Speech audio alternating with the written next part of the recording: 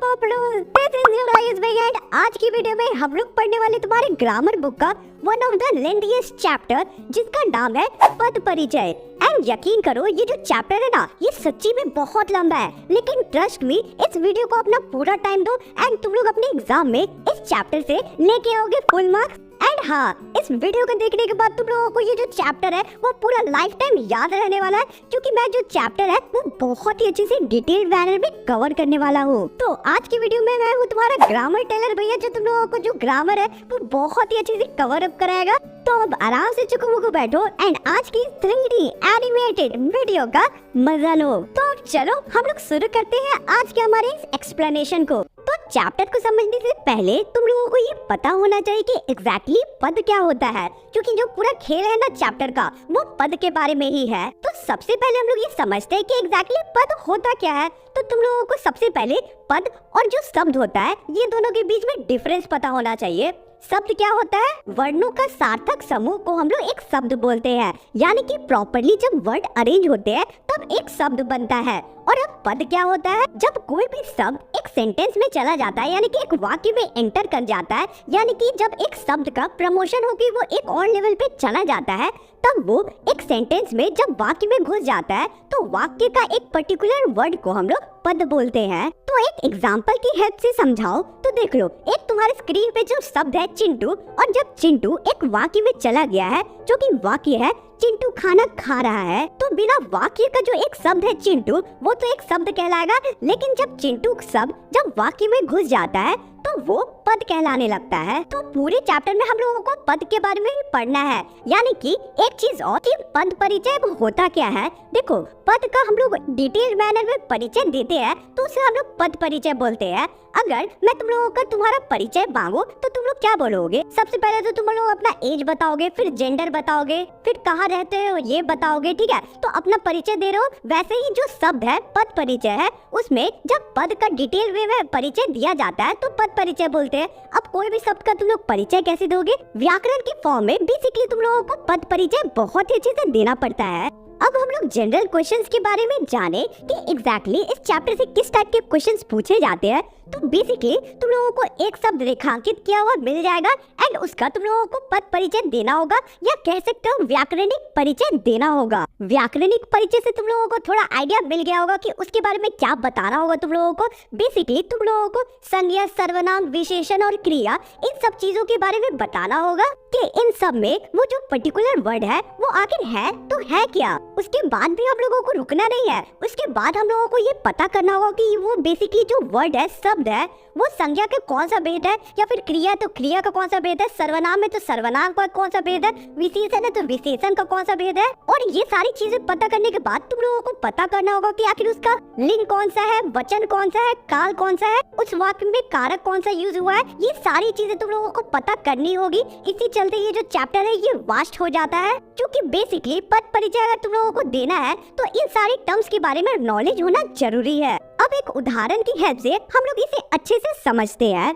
Ayush Valentine में फिर से अकेला है। यार तुम लोग मेरी तरफ मत देखो, मैं अकेला नहीं हूँ, मेरे साथ तो तुम लोग हो। और कर भी क्या सकते हैं, अगर वैलेंटाइन में फैमिली वाले बाहर चल जाएंगे तो मैं उनके साथ थोड़ी जाऊंगा, मैं तो तुम्हारे लिए वीडियो ही बनाऊंगा ना। चलो इन बातों को छोड़ो और अब हम लोग डिस्कस कर लेते हैं एग्जाम्पल को, उदाहरण को। आयुष वैलेंटाइन में फिर से अकेला है। तो तुम लोग क्लियरली स्क्रीन पे देख सकते हो कि आयुष पे अंडरलाइन कर दिया गया है जो कि मेरा नाम है। अब आयुष शब्द का तुम लोगों को पद परिचय देना होगा। तो इस शब्द को देखकर ही तुम लोगों को अगर थोड़ा सा नॉलेज होगा संज्ञा के बारे में तो पता चल गया होगा कि ये व्यक्तिवाचक संज्ञा है। पहले सेंटेंस से तुम लोगों को पकड़ना होगा कि सर्वनाम है, विशेषण है, संज्ञा या फिर क्रिया है, कौन सा वाक्य है। तो तुम लोगों को पता चल गया मेरा नाम दिया हुआ है, यानी कि ये एक संज्ञा है। उसके बाद मेरा नाम कौन सा संज्ञा में आता है? व्यक्तिवाचक संज्ञा। उसके बाद तुम लोग क्या देखोगे? उसके बाद लिंग देखोगे। तो वाक्य के अनुसार साफ साफ पता चल रहा है कि ये एक पुल्लिंग है, यानी कि पुल्लिंग है आयुष। तो सेकंड चीज लिख दोगे, पहला तो व्यक्तिवाचक संज्ञा, फिर पुल्लिंग, उसके बाद वचन। वाक्य को देख के वचन का पता चल रहा है कि एक वचन है। तो यही सब चीजों के बारे में तुम लोगों को बेसिकली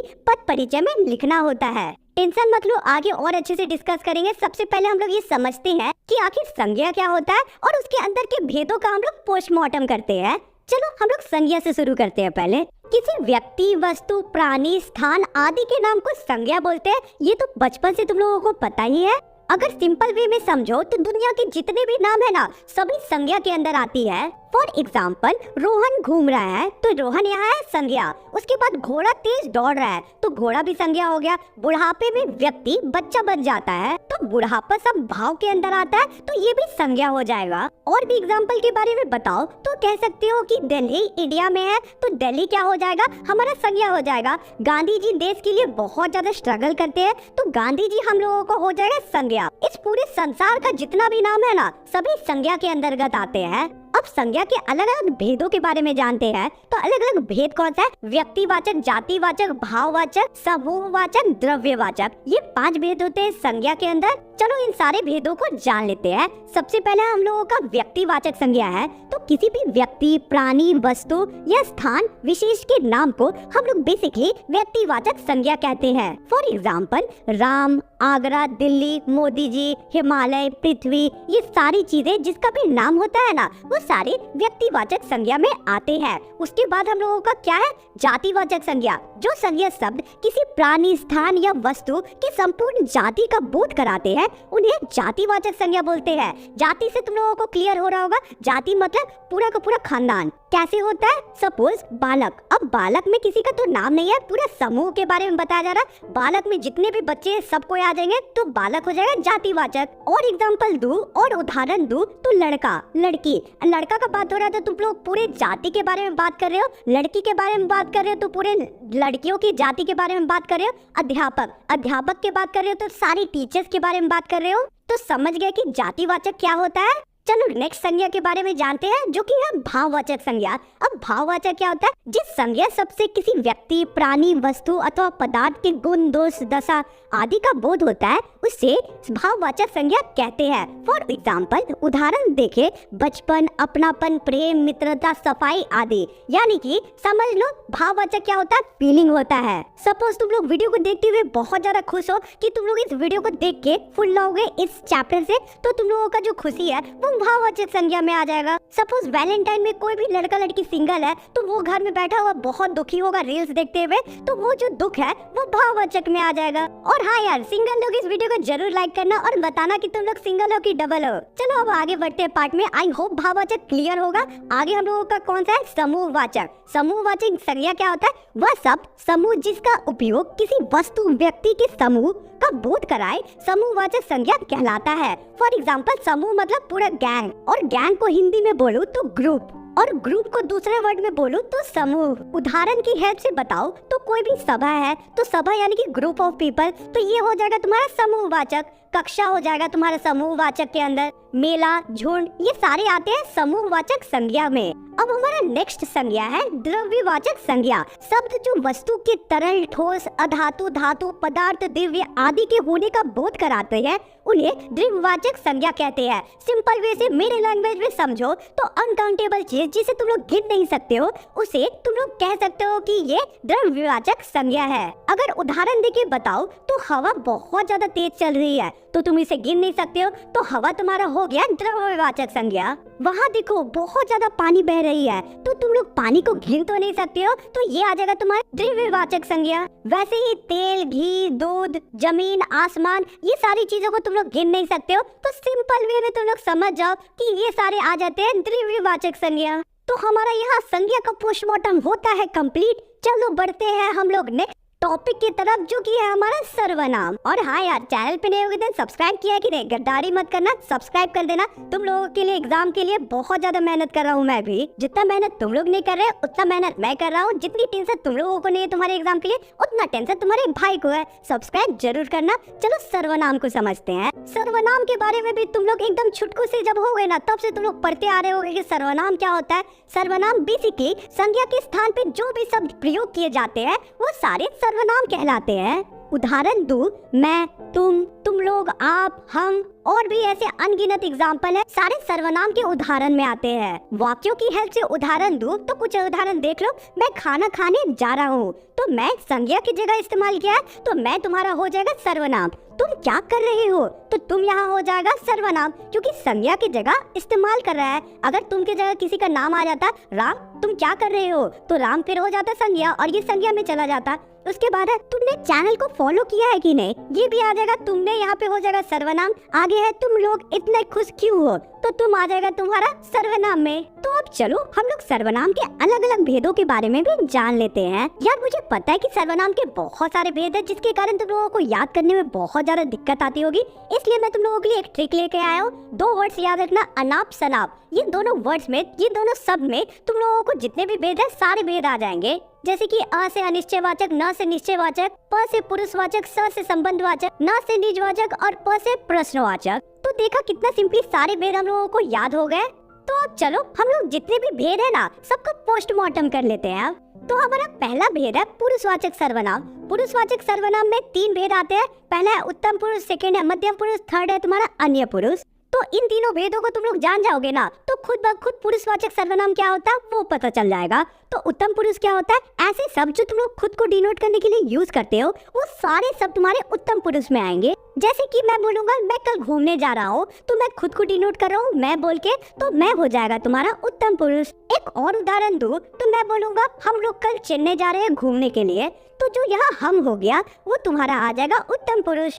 अब हमारा नेक्स्ट भेद है मध्यम पुरुष। मध्यम पुरुष ऐसे शब्द होते हैं जो तुम लोग दूसरों को डिनोट करने के लिए यूज करते हो। जैसे कि तुम कहाँ जा रहे हो, तो जो तुम है वो तुम्हारा आ जाएगा मध्यम पुरुष में। या फिर तुम्हारे सामने कोई बड़ा बुजुर्ग खड़ा है तो तुम लोग आप बोल के डिनोट करते हो। तुम लोग पूछते हो ना आप क्या कर रहे हो, तो यहाँ पे जो आप है वो तुम्हारा आ जाएगा मध्यम पुरुष में। अन्य पुरुष क्या होता है, अन्य पुरुष यानी कि थर्ड पर्सन, यानी कि तुम तीसरी की बात कर रहे हो। जैसे कि बोलोगे वो लोग कल कहीं घूमने गए थे, तो यहाँ पे वो हो जाएगा तुम्हारा अन्य पुरुष। एक और उदाहरण दो तो मैं बोल सकता हूँ कि वे लोग तो चैनल को सब्सक्राइब नहीं करते हैं, तो यहाँ पर जो वे है वो तुम्हारा आ जाएगा अन्य पुरुष में। मैं तीसरी की बात कर रहा हूँ कि वे लोग सब्सक्राइब नहीं करते हैं। तो समझ गए उत्तम, मध्यम और अन्य पुरुष क्या होते हैं। तो अब चलो हम लोग नेक्स्ट भेद को बहुत ही अच्छे से जान लेते हैं। तो नेक्स्ट भेद है हमारा निश्चयवाचक सर्वनाम। तो सपोज मैं बोलूंगा यह चैनल मेरा है, तो यार मैं बोल रहा हूँ कॉन्फिडेंटली निश्चित तौर से कि ये जो चैनल है ये मेरा है। तो वो ये सब जो तुम लोगों को बताते हैं कोई भी निश्चित चीज कि वो जो पर्टिकुलर चीज है वो एक इंसान की है, वो मेरी है, तो ये सारी जो शब्द आ जाएंगे वो निश्चयवाचक सर्वनाम में आएंगे। जैसे कि मैं बोलूंगा ये जो मेरी मोबाइल है ये मेरी है, तो मैं एकदम कंफर्म वे से बोल रहा हूँ कि ये जो मोबाइल है ये मेरी है। तो यहाँ पर जो ये शब्द है ना वो निश्चयवाचक सर्वनाम के अंतर्गत आएगा। एक और एग्जांपल दूं तो मैं बोल सकता हूँ वह मेरी बोतल है, तो जो वह है वो निश्चयवाचक सर्वनाम के अंतर्गत आ जाएगा कि ये श्योरिटी दिखा रहा है कोई भी चीज के लिए कि निश्चित तौर से ये मेरा है। अब हमारा नेक्स्ट भेद है अनिश्चयवाचक सर्वनाम। कोई भी चीज जिसके लिए तुम श्योर नहीं हो उसमें तुम लोग कह सकते हो कि ये अनिश्चयवाचक सर्वनाम में है। जैसे कि कल कोई मेरे घर पे आया था, तो कोई जो वर्ड है शब्द है ये आ जाएगा तुम्हारा अनिश्चयवाचक सर्वनाम में। तो ऐसे शब्द जो तुम लोगों को दिखा रहा हो, बता रहा हो कि तुम एकदम श्योर नहीं हो कोई चीज के बारे में, तो वो अनिश्चयवाचक सर्वनाम में वो सारे शब्द आ जाएंगे।